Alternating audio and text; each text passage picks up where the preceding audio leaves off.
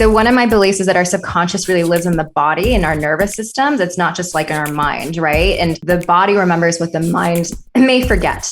And so I think a lot of books out there are really focused on creating like great mental discipline and let's uncover your limiting beliefs and let's clear it all and like tell yourself positive affirmations. I believe that if you have these deep beliefs that are held in your body level, sensations of insecurity, sensations of shame, sensations of fear, you can tell yourself I'm amazing all day long and it will feel like you're lying to yourself. Boom, boom, boom, boom, boom, boom. What's up, everybody? You're listening to the Hustle and Flowchart podcast with your boys, Matt Wolf and Joe Fier. Check it.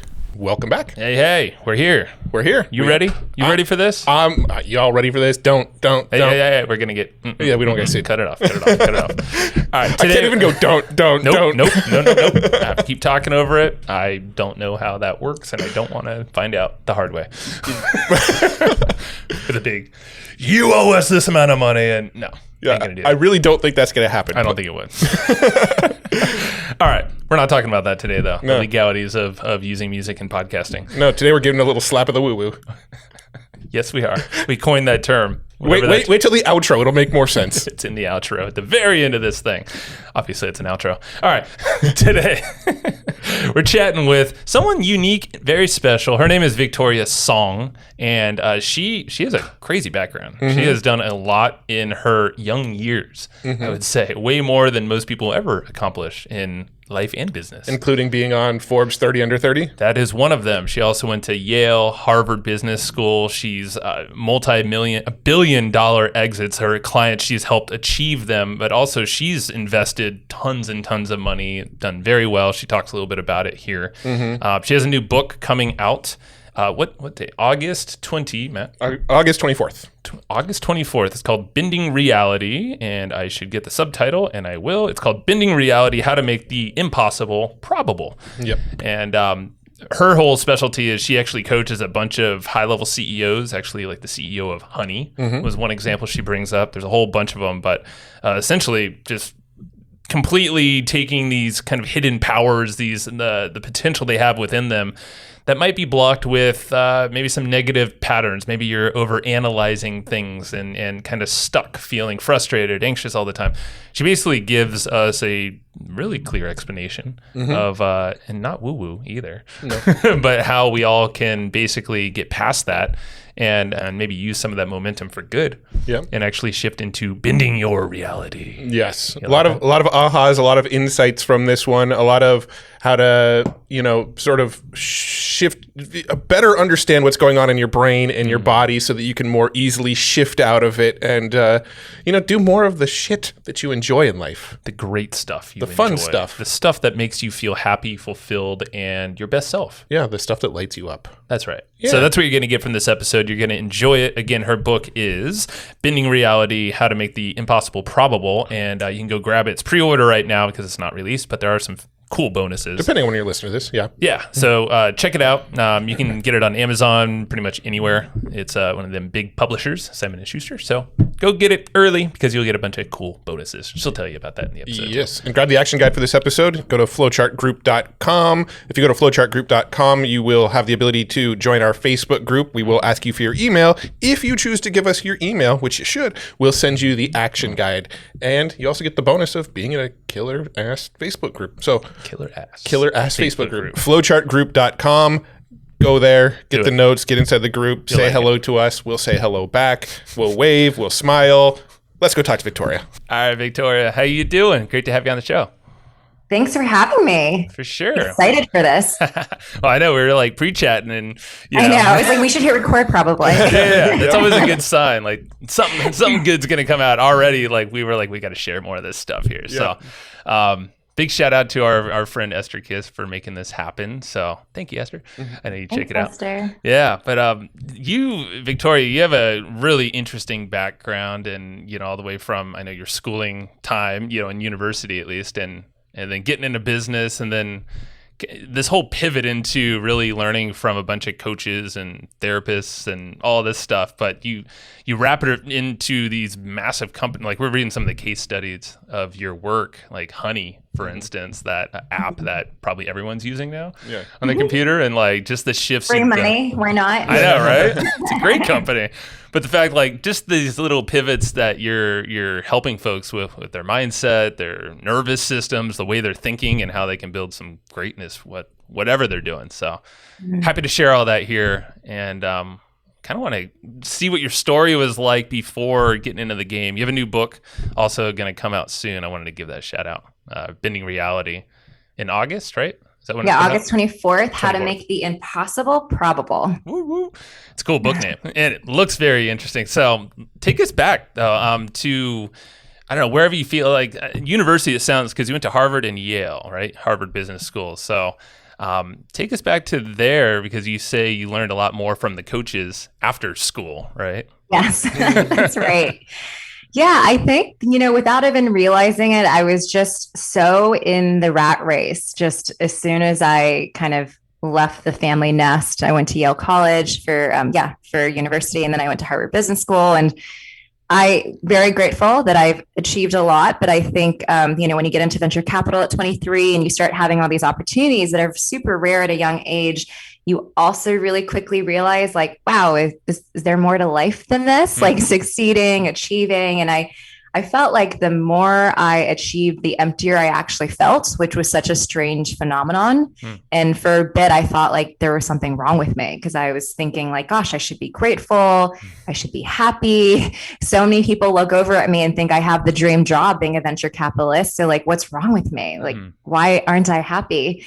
And it took me a little bit to sit with that question and give it more weight than I think any of my peers were really like kind of making space for at the time. And the truth is, when I looked around at my colleagues and my classmates from Yale and Harvard, and a lot of our clients who are successful entrepreneurs who are billionaires, I realized like, wow, everyone has this sort of empty success syndrome, And so that insight really was an existential awakening for me, where I realized, wow, I want to do more, and I want to understand this better. Like, why is it this way? Like, what's keeping it this way? And how come no one talks about it? And how do we go to work 9 to 5 every day when like these are our family members and our friends who are really unfulfilled, but all kind of pretending like we're all good, we're all really busy,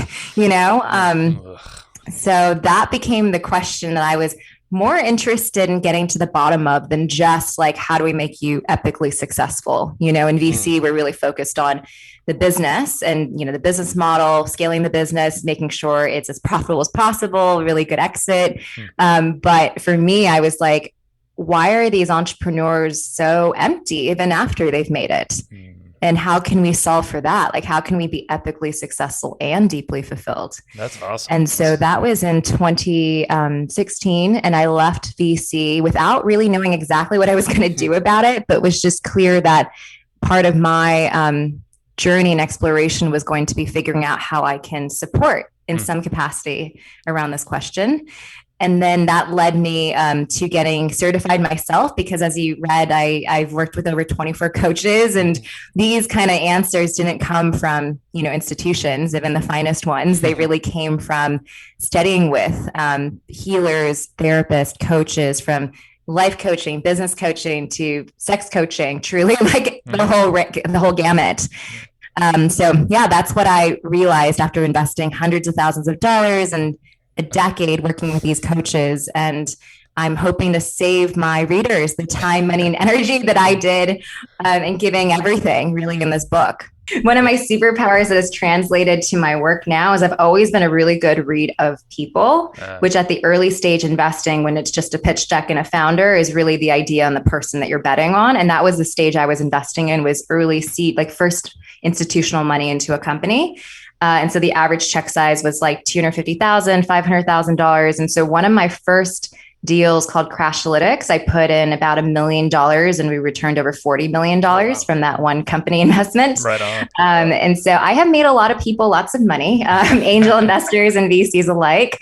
And that's actually what allowed me to be named to the Forbes 30 under 30 list for venture capital investing. And so I've been really grateful. And I think part of my journey was fated this way so that I could do what appeared to be, accolades and success to the outside world, but then feeling that disconnect on such a deep level, and it's one thing to say like, oh, I feel empty. But then people are going to be like, what have you achieved? And so I feel like coming from my background, like going to Yale, going to Harvard Business School, doing the things that everyone thinks are the obvious things that are successful and feeling the way I do, I think really lends me like a real perspective on like, it really is, there's no pot of gold at the end of the rainbow. And it really is like the blind leading the blind, like I've been there and truly like, this is how it feels. Yeah. No, it's almost like I'm just thinking of like the moon landing effect. It's like you've gotten this accomplishment and you're like, what now? And yeah, it sounds like you've hit a lot of the markers. I mean, even on the education front, the success or the business front, even the accolades like 30 under 30 for Forbes. So yeah, I mean, it sounds like it's more like a compounded thing for you to realize like, okay, there's like a deeper thing here I got to dig into and figure out for myself. So yeah. Is that pretty much, I mean, Reddit so I'm curious about the 24 coaches, like you mentioned all these therapists and whatnot, like, what did you start doing? Like, did you just start practicing a whole bunch of stuff yourself? Like, were you a guinea pig or?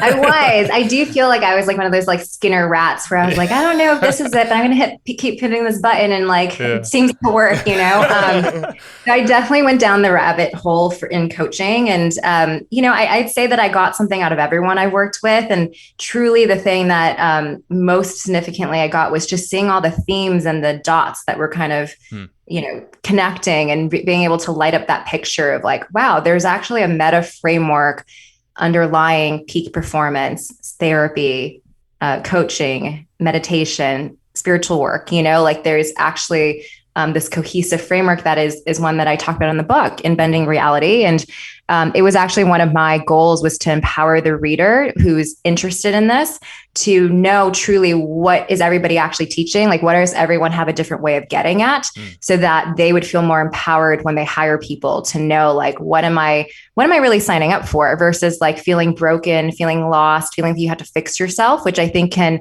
send a lot of people down, a rabbit hole of sorts that can feel very painful because it feels like no matter what they do and how much they learn, they never are healed. And so I really wanted the reader to, have this bigger picture so they can be more self-empowered on their path. And then as far as the coaches I've worked with, I got into it mainly because I was in business school at the time. And what I thought I needed, it's very common for people to enter coaching because they have like a tactical problem. Like for me, it was like, oh, I want to be a better public speaker and I want to improve my speaking skills. And so I started asking around for a coach that could help me with that. And before I knew it, another friend who's a VC over at Forerunner Ventures, Yuri Kim, was like, oh, I don't have one of those, but I have a life coach. And then I was like, what's a life coach? And, this was back in 2013. So 8 years ago, I didn't know what a life coach was. And then I quickly learned what they do. And I started I had like 4 at a time sometimes. I got so into it.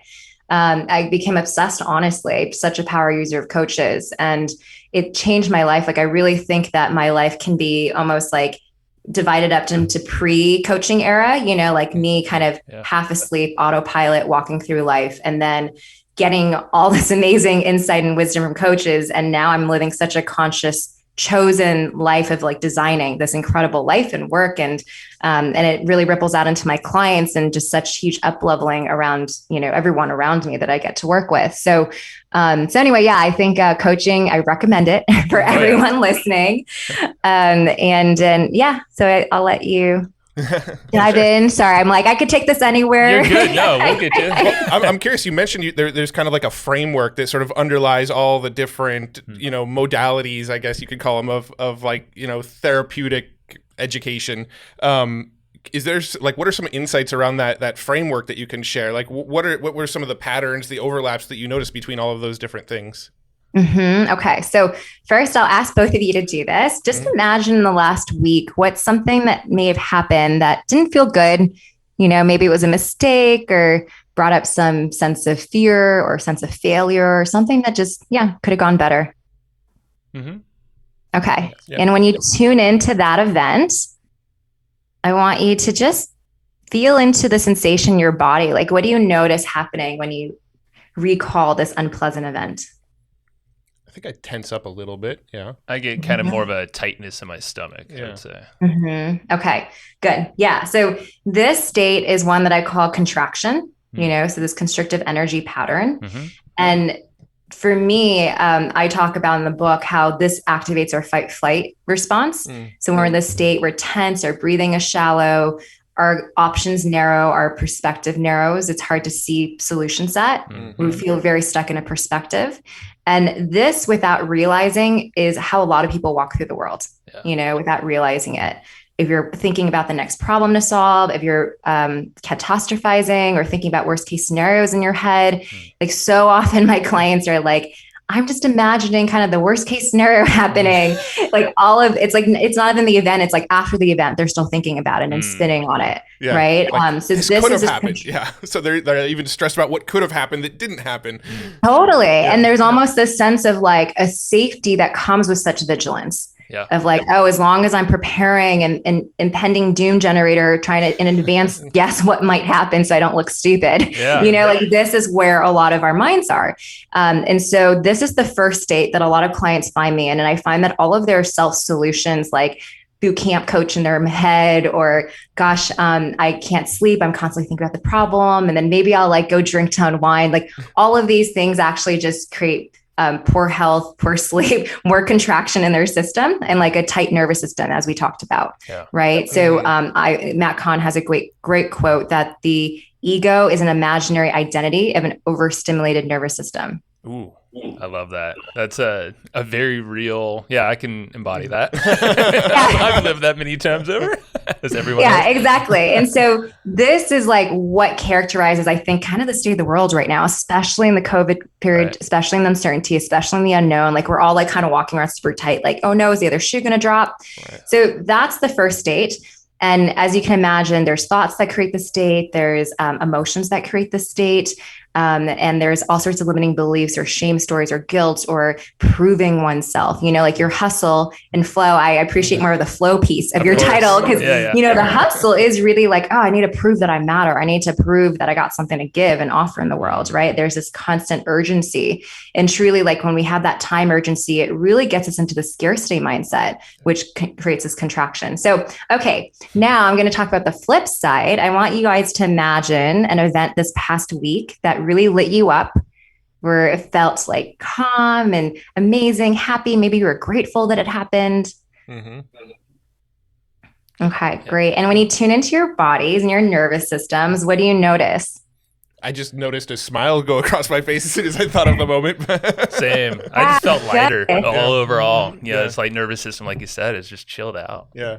Good. Awesome. Anything else like with your breath, or how do you know when your nervous system is calm? What does your body feel like? So for me, definitely it's a breath thing. So if I'm short on breath, it usually, I stay chest breathing and less belly breathing. So when I'm chilled out, it's definitely like a lot deeper breath. And I feel like just everything is a lot more relaxed. Like shoulders aren't as tensed. Yeah. I'm not as just like, maybe I'm not like, my legs aren't crossed. And, there's like a lot of things that are like tension, like that are just like, exactly. I notice I carry tension up in my shoulders and neck. So if I'm like, anxious about something, like I get real tight up here. And then when I'm, happy about something, I feel these kind of areas loosen up and just kind of drop a little. Yeah. You both feel more grounded. You both feel lighter. Good. Yeah. So this state is one I call expansion. And so one of the first questions is just, do you feel contracted or expanded right now? And right now expanded. So basically you're kind of teaching folks how to feel their emotions, right? Like feel their internal states. So you can kind of figure out what your brain is doing and maybe look at things slightly different, right? Right. So one of my beliefs is that our subconscious really lives in the body and our nervous systems. It's not just like in our mind, right? And like the body remembers what the mind may forget. And so I think a lot of books out there are really focused on creating like great mental discipline and let's uncover your limiting beliefs and let's clear it all and like tell yourself positive affirmations. I believe that if you have these deep beliefs that are held in your body level, sensations of insecurity, sensations of shame, sensations of fear, you can tell yourself I'm amazing all day long and it will feel like you're lying to yourself. Right. Yeah, it's like, who's that voice in there barking at me these lies? You're like, that's not true. Yeah. It doesn't pass your own like bullshit detector of your body, right? Yeah. And so what the work that I do with my clients is like, okay, the mind's really important, but that's the tip of the iceberg. Let's also get you connected to the ideal optimal physical state to be in, the right emotional state to be in, so that you can really be in what we call peak performance or flow state, or access to your supernatural abilities, or in what I say, the state from which you can bend reality. And so in the state of expansion, how much access do you have to creativity, inspiration, solution set? I think it's pretty much unlimited. Yeah, infinite. Yeah. Exactly. Yeah. And so in this state, we feel really good. We're inspired. We feel great. All these things, we trust more. Yep. We feel abundant, and therefore we're also thinking about like win-win-win solutions. So I really believe that one of the key meta frameworks, I talked about is just being able to recognize, where are you in this current moment? Do you feel contracted? Do you feel expanded right now? Are these thoughts creating momentum for contraction or expansion? Are these emotions creating contraction in my body? Just starting to really understand the mind-body connection. Because a lot of clients, and I'm sure in your world too, in the marketing world, are really analytical, very left brain, really intelligent. But because of that, they live in their head. Yeah. And they don't really feel much going on in their body, right? So it's amazing that you do breath work. It's amazing when people do yoga, like all these things that allow us to connect more into our body. And so that is one of the key things. So I really believe that the more you spin in your head, the more is an indication that it's time to get out of your head and into feeling the sensations in your body. And like you said, the emotional processing. Yeah. Because for a lot of us, we don't realize, we like to pretend like emotions, we're really stable and irrational and emotions aren't getting in the way. But the truth is, whenever there's conflict, whenever there's failure, whenever there's a difficult conversation, it is about your emotional intelligence and how well can you be with the emotional pattern that comes up, whether that's fear, anxiety, stress, and I really believe, and I'm sure you do as well, which is emotion is just energy in motion in the body. 100%. Yeah. And that's why you can't selectively numb negative emotions to only feel positive emotions. And so when my clients find me, they often are quite numb and like living in a very narrow bandwidth of reality, where they're like, gosh, I have everything I ever wanted, but I don't feel it. Like I don't feel happy. Gratitude's sort of a mental concept in my head. I don't really feel it in my body.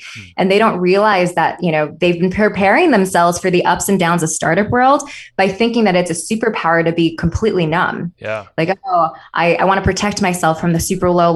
So then I also don't really let myself celebrate when the highs are highs. And then they're kind of mildly depressed, and they start to tell me like, I think I just don't have much dopamine. And they, their mind wants to come to these scientific conclusions for what's happening. And I'm like, no, you just need to feel your emotions. Like you need to process your emotions, Yeah. So that is a huge part of what I teach in the book and what I teach to my clients is how can you use all emotions, even the unpleasant ones, as fuel for expansion. Yeah. No, I think it's interesting because I know for a lot of times I have walked through life, where there might be a trauma and it's like, oh, I'm resilient, or, like you said earlier, affirmations. I'll tell myself these things. We actually had a buddy of ours, Kamal Ravikant, on, who is another VC up in Silicon Valley area. And he has the whole book, Love Yourself Like Your Life Depends on It. And I'm sure he experienced much of what you are saying here in the VC world, but any entrepreneur, any high achiever that's like, I can get through this. I could bust through this wall of whatever, it could be like a death in the family, or just like maybe a project just bombed, a product launch or something. So, right. Yeah. Let me stay numb so I don't stay too impacted by anything. But then when they do get the success, when they do get the wealth, when they do have the impact, they're like, oh, I don't feel anything about it. Yeah. Gosh, like yeah, that sucks. I guess I need to make my goal bigger. I have to go after the next thing. And that's probably a recipe for disaster as well, because like you said, it's like busy, busy, busy, more momentum, but not tapped into here. Something like, I guess now with people with that realization, are there any suggestions on how someone, because it sounds like you've helped folks identify the feelings in their body, and I think I've read in multiple places, it's almost like depending on where you feel things in your body, it kind of means different things. Like I think it's your chest. If it's tight, it's kind of like a afraid or a fear kind of state, I believe. And I don't know. Yeah, do you know any way to identify things that way? Like after you kind of start to figure out how you're feeling? Absolutely. So one of the first things I encourage people to do is to not get caught up in the story behind the emotion and to not even worry if you can't label it correctly. Because sometimes people are like, ooh, there's tightness in my chest. I don't know what it is. And then just trying to label it kind of confuses them and takes them out of the experience of it because now they're back in their head. Yeah. You know? Point. So I know that like it feels good. Like you get a dopamine hit for figuring something out. So sometimes therapy can be very rewarding when you're like, oh yeah, it is like that time when I was 5, you know, but then you're like, oh, but I can't change it. Right, I've been talking about this for years and I understand it, but how come it's not embodied? And there's another great quote of knowledge is only rumor until it lives in the body. Yeah. And that's what I think. So getting to your question, when you feel your emotions, it's just important to drop into the energy pattern of it, you know? So right now when we were talking, you were like, yeah, I feel tightness in my chest. I feel like my shoulders rising. So first we allow ourselves to just feel that fully. And I actually encourage people to turn it up. So to go into it and like almost dial up the intensity of it. Because what happens is sometimes we're trained, you know, to feel uncomfortable when we feel these emotions. And so we pull back or we try to override them or we try to rationalize them away or, you know, try to mitigate them. And what happens is I think that when we don't allow ourselves to fully feel an emotion, it doesn't go anywhere. It's frozen in the system. Yeah. And that's why breath work is really effective, you know, as well, because it's like, how do we actually just move these energy patterns so they don't get stuck in our bodies? And so the first key thing is just relax your body, find your breath. You know, you can close your eyes, you could be sitting or lying down and you just start to tune in and say, okay, yeah, I'm feeling like it's kind of hard to breathe into my belly right now, you know, and then you just get curious and you be with the discomfort and you imagine yourself going into the center of it, kind of like when, you know, what is it? Bulls? No, ox. Is it ox? Yeah. Go into the eye of the storm. Oh yeah. You heard That's that? Right. Yeah. Or bison, right? It's bison. Yeah. Right. Yeah. Bison will go right into the eye of the storm, knowing that will help them get out of it faster, you know, right. And all the other animals are really swirled up and impacted because they want to run away and outrun the storm, you know? And so one of the first things that I really encourage my clients to do is when they have the emotion, counterintuitively go into it. Like really surrender into it and trust that like you can be with it. And the reason why these emotions can be very triggering is because, as you said, sometimes it's tied to a trauma. And when I say trauma, I don't even mean like capital T trauma of like this really horrific thing happened. It could just be, I believe trauma is like anything that felt too overwhelming at the time for our nervous system to process. So that oftentimes when we're kids, right, things happen and we're like, oh my God, that was really shocking, whether it's news from a parent or sometimes it's like an accident or maybe actually, you know, being hit, whatever it was too overwhelming for the nervous system's capacity to process it in that moment. And then what happens with trauma is that it doesn't get coded to past in the history, which means then that anything that happens today that kind of reminds us or touches that trauma activates it as if it's still happening. So it's almost like this memory that's on feedback loop that just keeps running. And so, you know, for instance, just to ground this in an example, like a lot of clients, they have like a fear of being out of control and not having control of a situation. They need to control and predict. Like that's like their safety zone.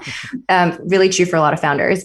And, you know, when you dig into like why this control and predict is so important, you start to realize like, okay, like the nervous system doesn't feel safe and there's a reason for that. And then they kind of drop back.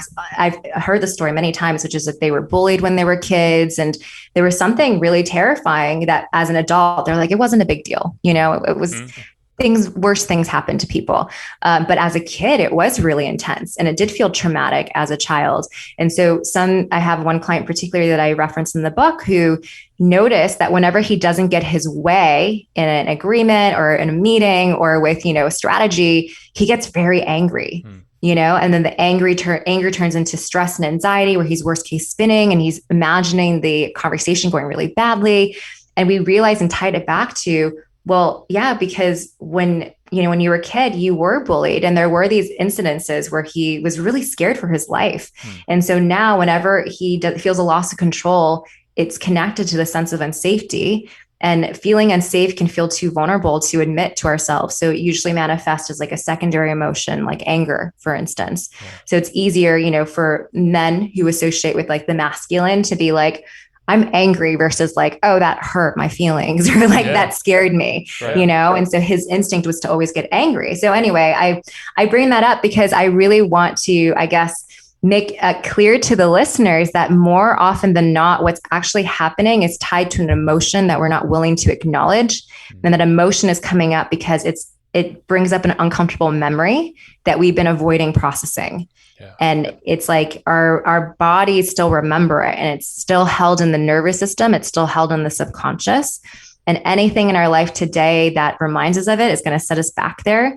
And the analogy that I like to give, which I reference in the book, is it's almost like when we're born, we have access to a castle with infinite rooms.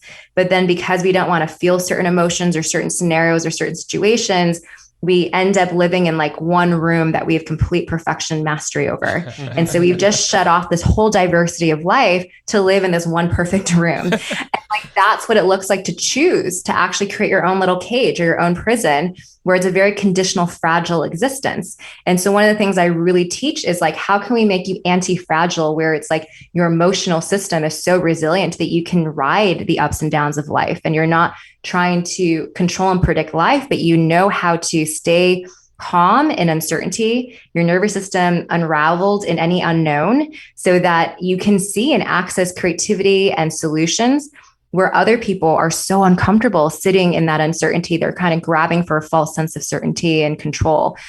So that is why I believe the clients I work with get these phenomenal outcomes. Like, one of my clients, he said, honey, they just got sold for $4 billion. Yeah. And it's like the ability to keep your nervous system expanded and calm to access solutions that your competitors don't see. Or another client, Helix Nano, they just developed a next generation COVID vaccine that is evolutionary resistant. So it doesn't have the problems the current vaccines have with the evolution of COVID. So they were able to create like an amazing next generation vaccine without having worked on vaccines prior. And it's because they're able to sit in a level of uncertainty that I think most of our nervous systems are not wired to handle. Interesting. Yeah, because it's like if you stay in your perfect room, your self-designed, room in your mind or your prison. Yeah, you have blinders. Of course, you're going to get rattled if like maybe your business got shooken up a little bit during the COVID thing, or maybe there's an opportunity over here that's calling for you, like this company with the COVID vaccine. It's like, well, now they're able to be like, okay, well, maybe I can pivot or like kind of tweak some of my resources over here to identify that need or do some of that. Yeah. Well, I'm curious, what do you do with the information, like when it comes to things like therapy and even sort of psychedelic experiences and things like that? You might get like a flood of insights and ahas and like, oh, I'm like this because this happened in my past, and you kind of get these like ahas and insights of information in your brain, but then the integration portion, like after that experience, like what do you do with the information that you've just uncovered about yourself and your past that is now holding you back? Like what would be the next steps after figuring that stuff out? Absolutely. Yeah. I think that these insights, I like to say that it's coming up to your awareness because your nervous system is now expanded or relaxed enough that you're able to see that truth. Because I do believe, like when we talked about the ego being an imaginary identity of an overstimulated nervous system, when our nervous systems are tight, we don't see these insights. Right. We have all these blind spots, and like we're just like, ouch, that triggered me. And like there's like a landmine of triggers that we're so unaware of. Right. And then when we get upset, we point our finger out there and we're like, I'm going to blame that person or that situation. I'm unhappy because this event happened. Mm-hmm. And then to your point, you start to realize like, oh, I should point my finger inward and realize that like I'm co-creating this, or I'm showing up this way because of this. And so first, I think it's super important to just actually celebrate and acknowledge and have a lot of acceptance and compassion to like, wow, this was me when I was doing the best I knew how. This used to work for me because of whatever my situation was. This was a great coping mechanism that I'm hitting like a ceiling with now. And I think, again, like when you feel it at the emotional level, it really does get released from your system. So I think when we don't, so a lot of the clients you find me, they're actually deep in therapy. They've read all the books. They've talked about their problems, but what they're missing is they haven't yet felt and released the emotional, energetic patterns at the nervous system level. And so to answer your question, I think once you start to process and feel it to completion in its entirety, because what happens is if our nervous system is tight, we're almost afraid to feel it because we're afraid it's going to be too much. We're afraid we're going to short circuit. We're afraid that we can't handle it. It just feels like it's going to be too uncomfortable. It almost feels like suffering on this side of feeling it. Like before you feel it, it feels like the idea of feeling it would be like suffering. Pre-suffering. But the truth is, once you feel it, how do you guys feel after you've like felt an emotion in entirety. Maybe you cried, maybe you screamed. How do you guys feel after? It's a total release. Yeah. Because I just did that yesterday. I mean, I feel like I try to do that often, but yeah, like with the modality, you have to like lean into that, and it's fucking hard because like it's uncomfortable. Your body might be even freaking out, or I mean, I don't like you might have reflexes in your body even that like you might feel nauseous. You might be like, oh my God, I want to throw up. Well, you know, that's literally like something that happens to me is like if I feel like, and I don't think I've ever really talked about this on the podcast, but like I'll do breath work and think about something specific and maybe lean into that thing and visualize it. And like yesterday, like it was kind of being seen was like the thing for me for some reason, but it wasn't a conscious thing. It was definitely deep down somehow. And it created this kind of almost like a gag reflex in a way. I mean, it was just like letting go. And that was off of breath work. I mean, I've had the same experience with psychedelics too. So it's like, it's interesting how I think at the end of the day, like what you're saying is your nervous system slows down, or mine in that case, to a point where some underlying stuff just rears its head and comes out if you let it. But it's like the bandwidth is expanding. So I think like literally our nervous system, when it's tight, it's like it can't download files of information. It's like, oh my God, it's too much. But when our bandwidth is widen, we can receive more information in the form of insights or memories, or like, oh, that's that problem that I now realize it's connected to. And what also happens when you widen your bandwidth is that your consciousness is expanded as well. So now like you're not just seeing reality through the lens of your fears or what you're afraid will happen, but you start to see reality clearly for what it is. You know, and you're less stuck in what Cartman calls the drama triangle, you know, where you look for a villain, you look for a victim, you often feel like the victim, and then you blame someone as the villain, and then you look to be saved from your situation. And that's the kind of black and white thinking or binary perspectives that we have access to when our nervous systems are tight. So really, it does come back to, to your question of like, well, if we can calm our nervous systems, expand our nervous systems, then we can release these out of our system. And then that's when we don't actually have to do anything. And like there's a coach, Kyle Cease, he used to be a comedian. Do you know him? And he has this funny joke where he's like, you don't have to analyze it. It's kind of like when a cavity comes out. It's not like you're like, wait, dentist, can I see the cavity? Like, let me look at it. Let me analyze it. I wonder what sugar or food it came from. It's like, no, like it's coming up to go out. Right. So when you're feeling the emotion, just trust that it's on the way out. So you don't have to grab onto it and be like, wait, let me understand it first. So it's almost like the realizations themselves, like the fact that you realize, okay, this is attached to this thing. And now that I realize it, it's almost like the power is taken away. It's like, okay, I get why that is happening now. And then your brain just starts to eventually phase it out, unravel it, or at least that part of it. It's like this trust that like, wow, my nervous system expanded enough that I was able to receive that in new insight. Like this is so I really feel that every time our nervous system kind of uncoils, we have access to new insights that we couldn't see before. You know, so just trust that like, oh, this is all signs that I'm continuing to expand, you know, and where we get stuck and hung up on it is when we get really hard on ourselves, right? We catch something, we're like, oh shit, I'm doing it again. I thought I grew past this. What's wrong with me? I keep repeating the same patterns. And like that relationship to it is actually what's holding it on. So how do we stop that? Because I feel like, the analytical brain is always going to fight that, you know? And so the analytical brain wants to make it complicated. Sure. You know, of course. Yeah. It shouldn't be complicated, but we're just so damn resilient or driven somehow. Like, have you found ways to is it just repetition and just keep doing the work, and then slowly that analytical side, maybe to like some underlying thing, just quiets down more? Do you kind of have an approach to that? Yeah, I do think it comes back again, like, well, one, can we do the things that make us and train our nervous system to expansion? So I touched on the framework, but what I'd love to do is tell you a little bit about like what gets us to expansion and how can we start to live from there, you know, because this will answer your question. So one of the first things, like when I see hustle, I think about, okay, our first jobs out of school, or we're trying to prove that like we've got something to offer the world, you know? So there's a lot of proving maybe in our 20s. And then when we get to the next phase, we realize like, oh, I do matter. I'm not asking, do I matter anymore? I realize I do matter. And then when we realize we do matter, the natural extensions, we want to start working on something that matters, right? This is when we get into impact and contribution. And for some of us, it takes a whole lifetime to figure out that, oh, okay, once I'm secure in myself, the question is like, how do I serve? And so one of the things that I talk about in the book is the difference in toxic fuels that are really driven by this need to prove something that is based in contraction. And I believe that when we're motivated by a need to prove something, it's when we burn out, right? It's a very like unsustainable fuel that poisons you and your environment and your teams.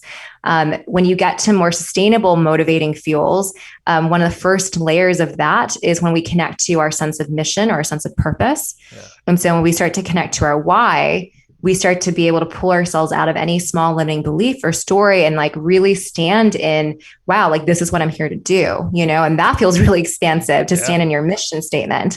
Another thing that every coach learns, whether it's business or life coaching, is like to uncover your values, right? It's almost like your inner compass for what matters most to you. And, you know, what your values are going to look different from someone else's. And I'm not talking ethics. I'm talking like maybe beauty is one of your values or fun is one of your values, you know? And so the more you can live out and honor your values at like a 10 on a scale of 1 to 10, the more you're going to be motivated and driven by this more expansive, sustaining fuel of motivation. Yeah. And then the other thing that I think really allows you to access expansion to live from here is to choose the things that feel like play for you. You know, I can tell with how much like laughing you're doing here and like your relationship that this is fun for you. For sure. Right? Good. Like this is coming out. Like, yes. Yeah. And like kids, you don't need to motivate children to play, you know? So as an adult, if we find the thing that lights us up, like it's play, that's when we access like our flow state or peak performance or this like zone of genius, really. Yeah.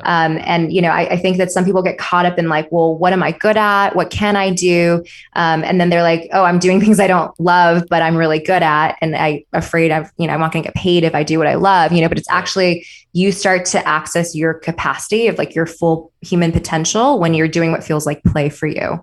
Yeah. And so these are some of the things that I help my clients really access and delegate anything that they don't love. And something that your listeners can do right now is to actually make a list of the things that feel like a 10 for you, very life-giving, very fun. They feel like play when you do them. So that could be like sports, if you enjoy certain sports. It could be a podcast host, you know, that's one of the activities you love to do. It could be biking, you know, whatever it is. I encourage all of your listeners to start to cue in on like, what lights me up? Like, what are the things that I'm doing that I feel expanded when I do it? And there are 112 waking hours in a week. So it's important to ask yourself like, oh, what percentage of my waking days am I spent in expansion? Mm-hmm. And so the more we can entrain our nervous system to operate from here, doing what we love, doing what feels like play, the easier it is to start to operate from our zone of genius, from our flow state, whatever you want to call it. And this is the state that I really believe is where people start to access things like psychic downloads, the unity consciousness of we're all one, being able to really read almost like densities invisible to the naked eye in terms of information, or manifest visions instantaneously, you know, all these spiritual concepts that I think sound a little woo.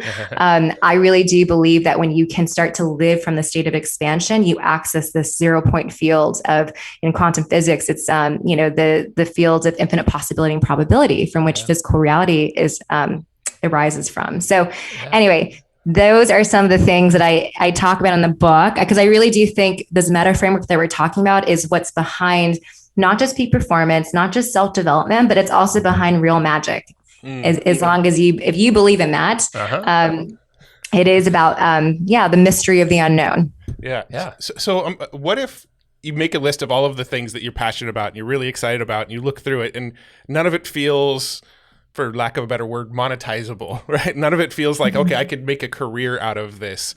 You know, what would you say to somebody who has that experience? Yeah. So I would say the first thing is to get your state, your energetic state, to be living more of your hours and more of your days from expansion. Because again, like, it feels very black and white when you're in contraction. When you're in contraction, you're like, oh, I have to stay at this job or else I will, you know, I won't have a paycheck. Right. Or like, it's either quit or stay at my job. You know, you don't even see the other possibilities of like, maybe I can change to a different job at my current company. Or, you know, it's like, again, infinite possibilities are only accessible when you start to feel more expanded in your nervous system. So my first, really like when the clients come find me, none of us can guess who they're going to become on the other side of the work. It's almost like you don't actually know who you are when you're living under the limitations that you don't even see because you're living this contractive, narrowed option of reality. And so it's almost like you're living in black and white and not realizing that. And then when you do this work and you expand your nervous system, you all of a sudden have access to all these colors and richness. And so, yeah, I think there's people who come to my work who don't realize that the most empowering solution for them would be to shut down their very successful company that they've built, and so it's often like a really non-obvious answer that might not be like either stay or quit your job. And so the first key is really like, unravel the nervous system, start living your days from a place where you have more access to this inspiration, creativity, more possibility, not this black and white thinking. And I believe once you do, it becomes very obvious where these anchors are in your life that need to go. It's when we're conditioned to being in contraction that we don't see the relationship that's not healthy. We don't see the job that's hurting us or the how we're showing up, our family dynamics. It's almost like we're just so used to being contracted that we're like, that's just how life is. And whenever you see someone break through, you're like, oh, that person's lucky. Like I can't happen for me, but for that person, they're lucky that it worked out for them. And that's the consciousness of, coming from the state of contraction. And once you start to live more of your days where you're like a 10, it doesn't have to be what you do for a living yet. It could be like, I start my days and I go for a swim, or I wake up and I go for a hike on my break, or I just start to eat like things that make me feel really good when I eat them. And it's almost like just starting to access the state of abundance of, wow, like I'm investing in me. Like I'm, it's at the end of the day, it all comes back to like, I'm the investment, and start to treat yourself that way. Then it becomes really crystal clear when something needs to go. And that's really the main piece, is like making it start to create contrast in your life, right? So that those rubs become really apparent. And then those friction points, while they seem kind of annoying, like we don't like friction in our life, to really trust that all that friction is really your curriculum for your growth, like it's all your soul curriculum. It's all meant to happen for you so that you can up level.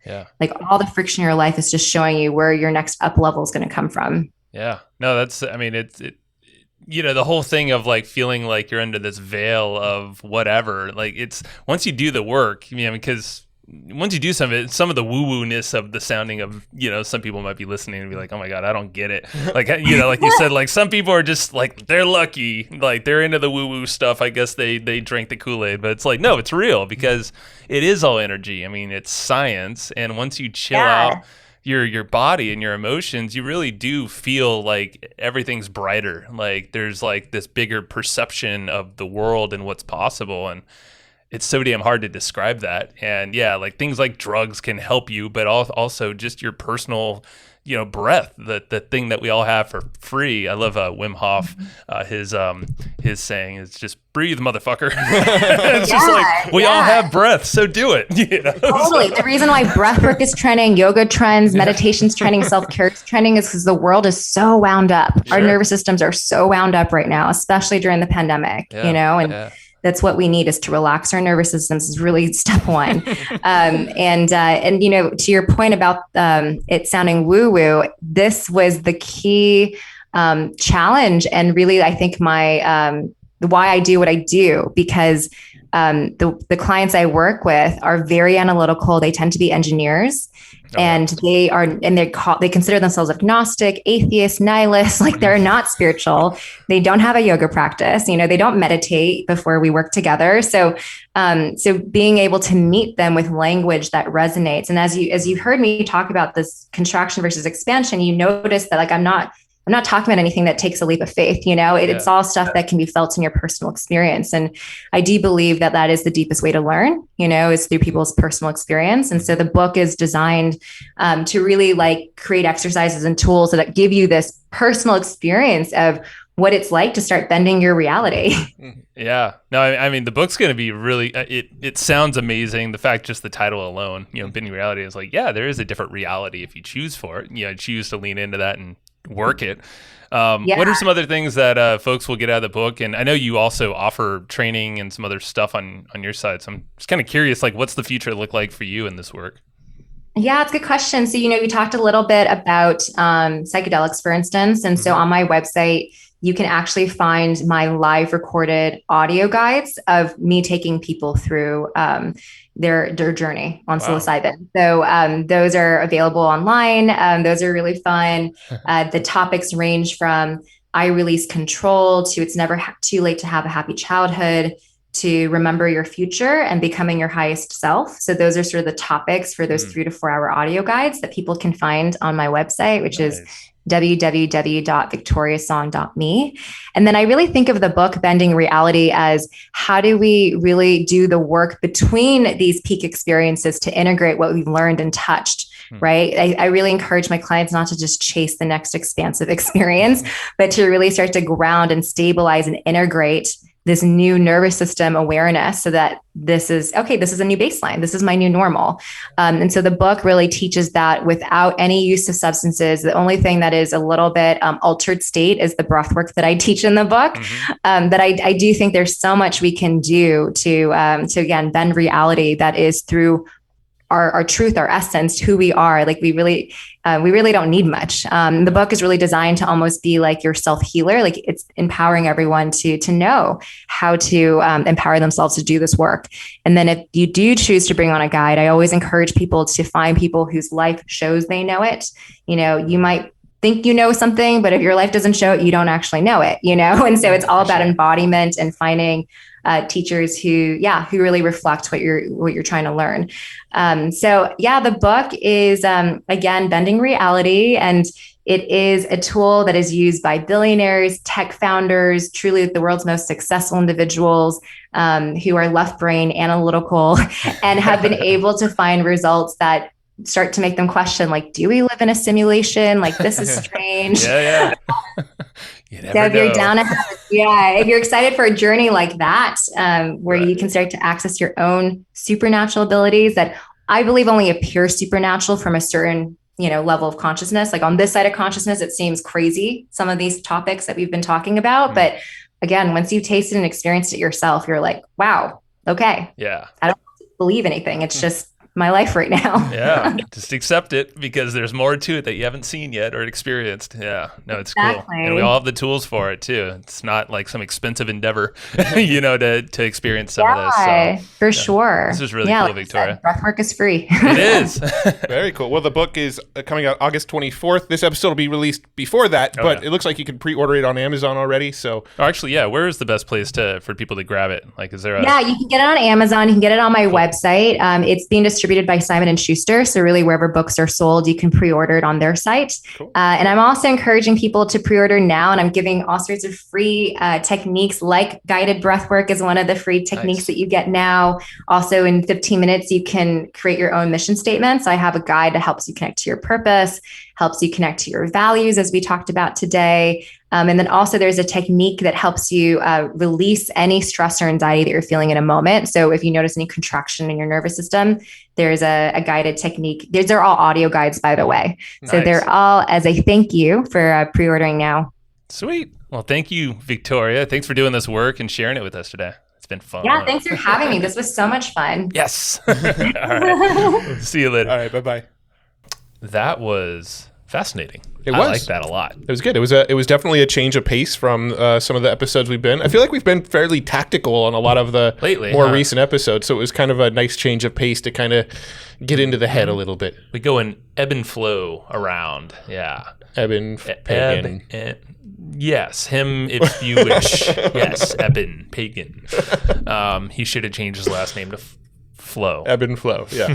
Yeah, he could have. That's his superpower name or superhero name. Yeah. Yeah, man. So what... I feel like I always ask you this. I know, you always go, so what stood out to you? What stood out to... No, I'm not going to ask that question. Let's change it up a bit. Hey, Joe. Hey. What stood out to you? As your hand goes on your hip. As my hand goes on my hip. Like a valley girl. That's right. Sao Jiao. Oh, my God. So what do you think about that conversation with Victoria Song? Yeah, Marcus is going to love when he hears us doing the Valley Girl. Who's Marcus? I'm just kidding. Oh, one of our coaches.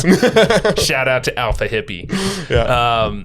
Yeah. No, what stood out to me, I think it's I like her mission. I like the fact that she has chosen to do this in a state like where she's at in her life, but business journey too. Like, we didn't totally talk about like the ways that she, invested in and made a bunch of money and all that stuff, because she did that at a super young age. I forget exactly, but yeah, she's Forbes 30 under 30 awarded, and has done just amazing things. And like she kind of alluded to, it seems like, is like she almost has like super warp speed that journey that a lot of people in business or in life kind of go through, and found herself not fulfilled in what came after that, I guess, or from like the pinnacle, like, oh, I made it, now what? Yeah. So I don't know. I like the fact that she took herself, or she's now on a journey to do more and fulfill, because I feel like that, I don't know, I feel like it's something a lot of folks don't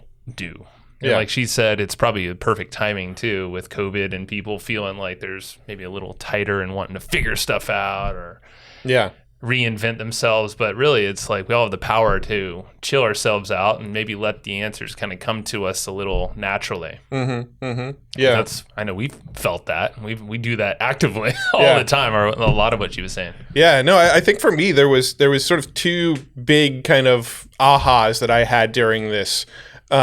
And one of them was more of kind of like a reminder aha that you need to, I feel like the reminder needs to keep coming up for me, is the aha of like, find out the stuff that you just really, really love doing it. Like you would be doing it in all of your free time if you could. Find the things that just really, really light you up, and then just put all of your effort and energy into focusing on those things that light you up. And then the sort of path in life of how do I get to do this more will probably reveal itself. Right? Totally.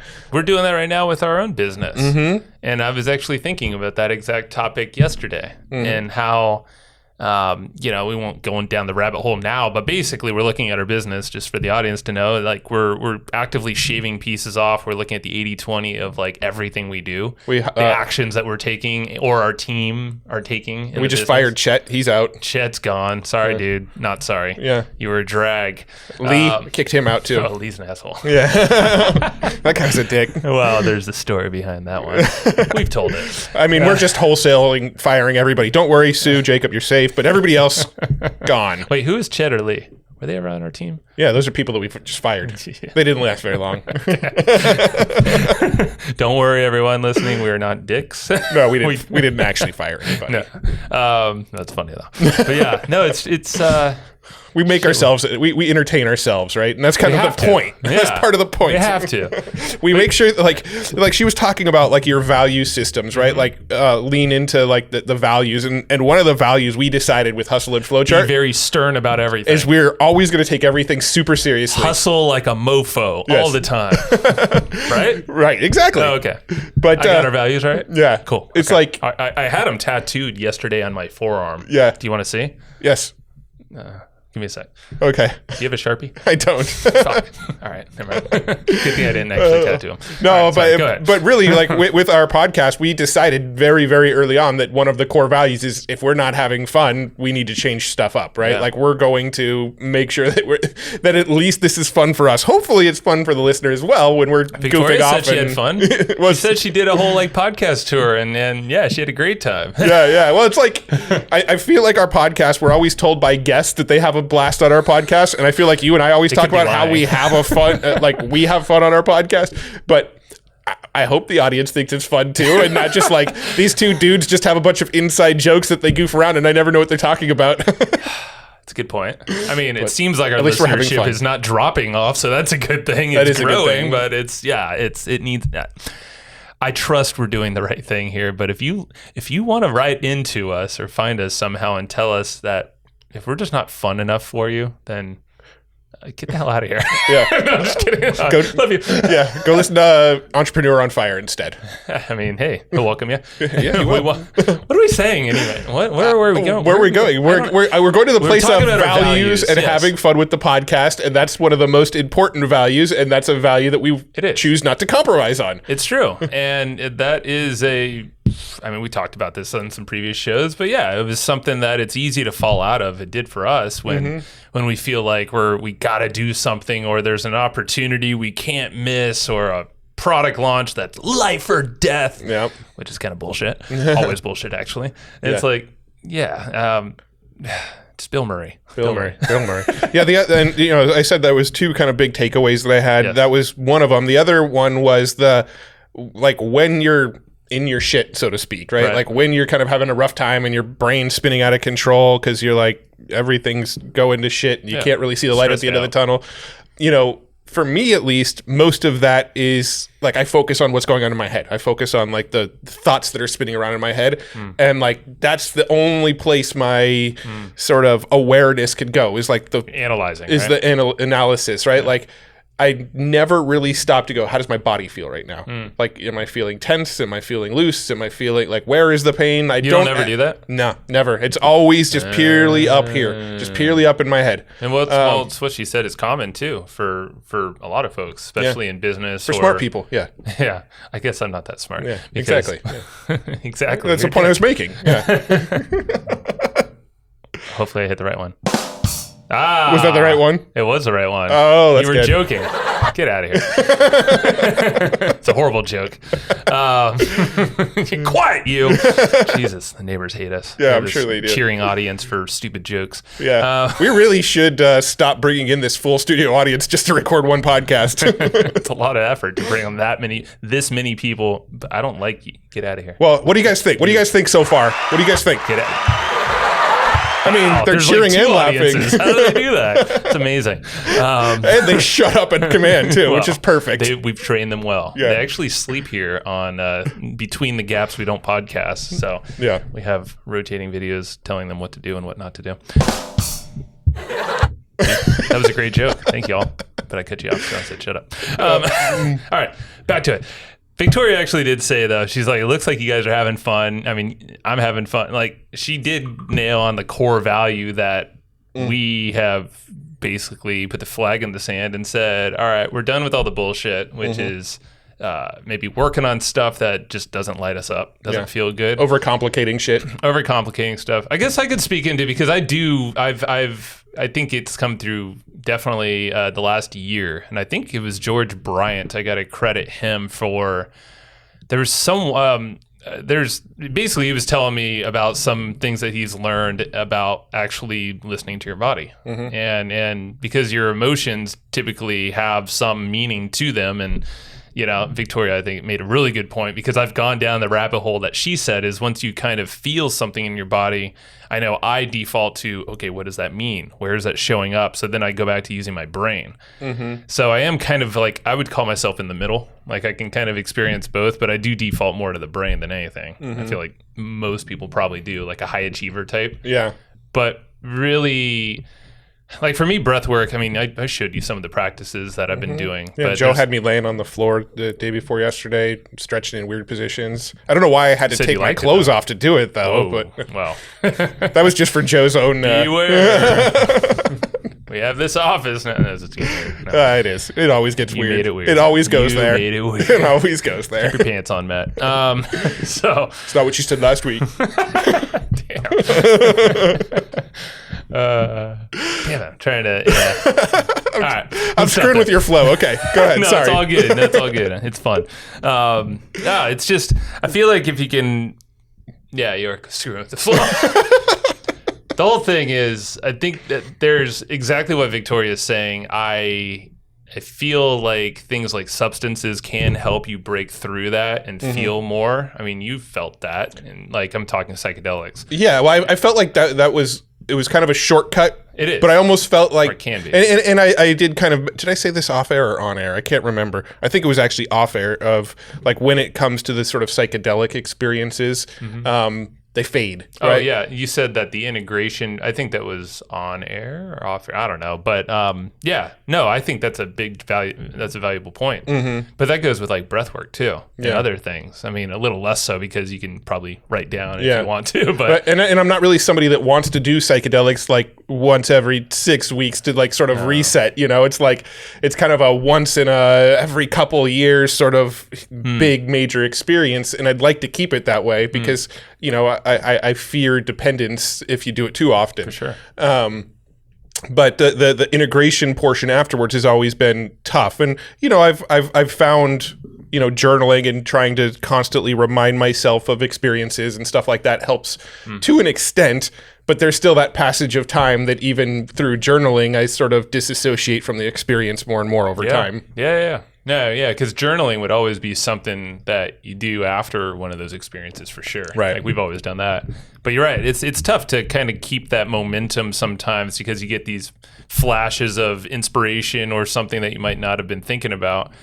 And honestly, like I think the thing that has helped me is to just be consistent, like she said. Like it's all about consistency. And for me, it's breath work. I know the Alpha Hippie guys, like you mentioned Marcus earlier, we're doing a training with them, which we should probably bring Angelo, Marcus, Ryan, one of them, I don't know, on the podcast again. I think it'd be really interesting. Now we know them a lot more. Angelo's actually been on the show, Angelo Cisco, if you want to see what we're talking he's about. Probably a couple hundred episodes ago by now. Yeah. And that was early days about Alpha Hippie, but basically they're integrating a lot of how we're kind of working through like how our inner voice shows up for ourselves, which I think is very common. Like it's very intertwined with what we're talking about here for sure.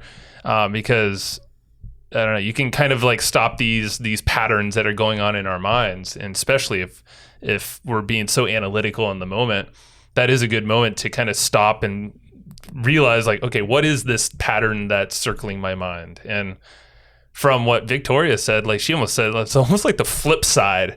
She didn't say it specifically, but it's like almost if you flip the scenario, you typically have a whole different set of solutions that are possible for you. You know what I mean?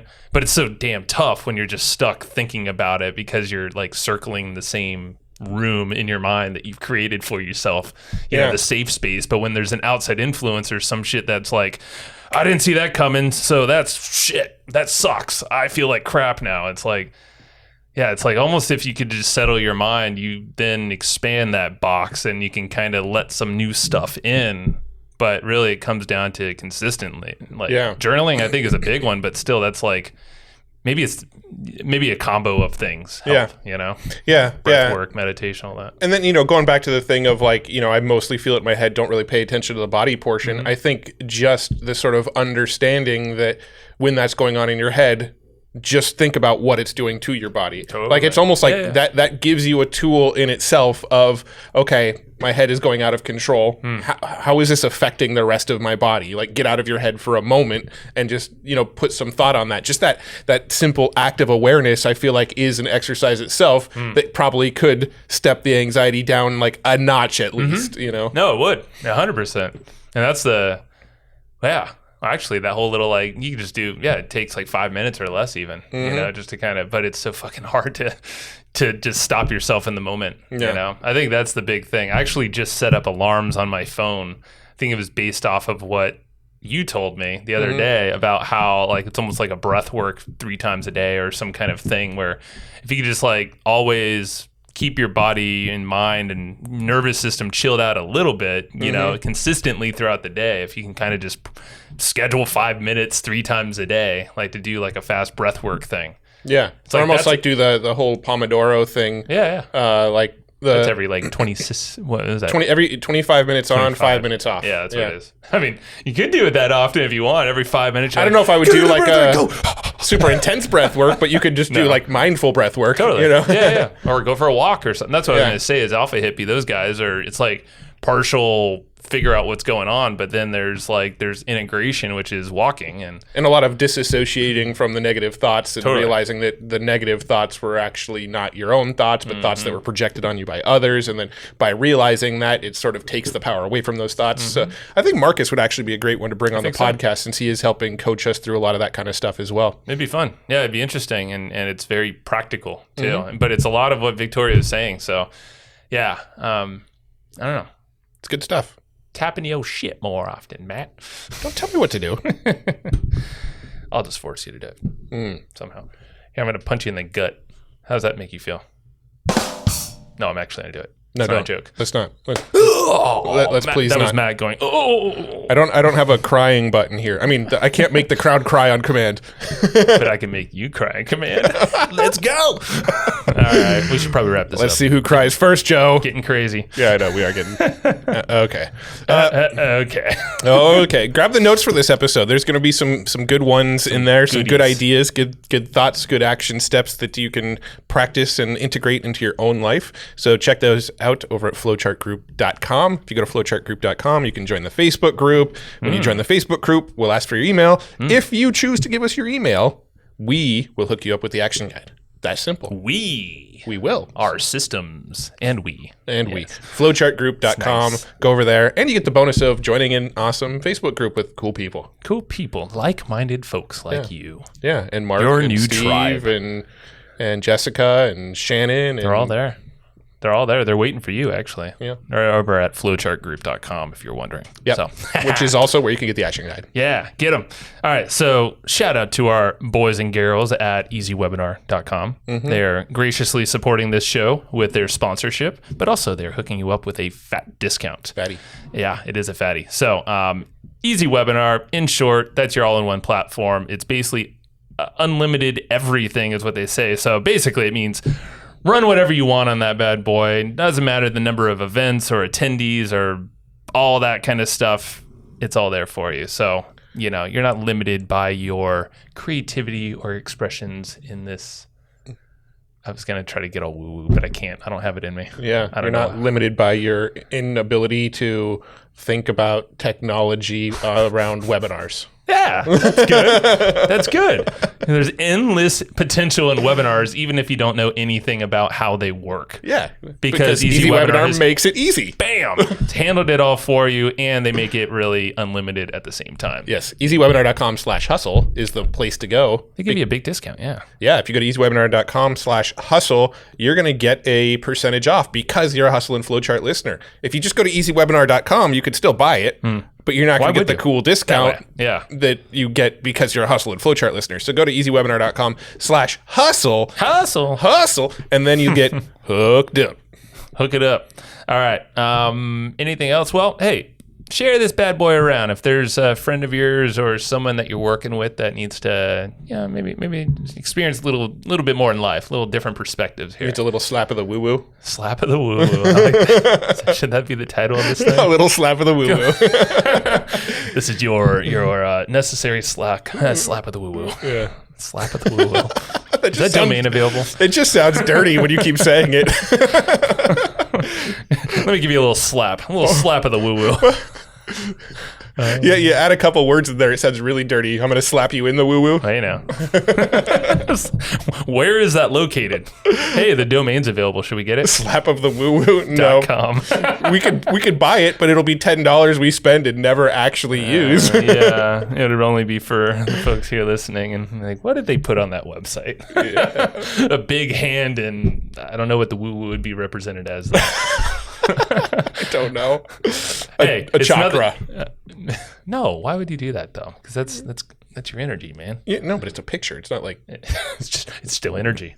Everything's energy. Yeah, it is. You need energy to. Never mind. So it was a slap, I guess, huh? It's all energy. It's all energy. All right, That's a transfer of energy from one person to True. another. Yeah. Now we're getting all sciencey. Yeah. Damn, that's cool. All right. What else do you know about energy, Matt? Nothing. I didn't else are even you know gonna I was make up being on this scientific. All right. Well, Let's wrap this share up. this thing around. Go leave us a rating review if there's something specific that stood out to you. We'd like to hear about it in a form of a review because we will read those. Yes. And one day we'll actually read them on air, like we've been promising for the last months. Oh yeah, we were going to do that. Oh yeah. Well, Next episode. this outro's 20 minutes now, so we'll do it on the next episode. Thank you. Bye-bye. Bye-bye. Love you. Thanks, everybody, for listening to this episode of the Hustle and Flowchart podcast. Before taking the time to listen, we want to give you something a little bit special. Every single episode that we do, we actually have somebody on our team take notes. We basically have a Cliff's Notes version of every episode where you can go and find all of the tips and tactics that they laid out, all of the resources that they laid out, all the good stuff from this episode. We actually have a nice simple notes version that you can find on our website. So go to evergreenprofits.com, find this episode that you just listened to, and give us your email address and we'll send you the notes. Thanks for listening.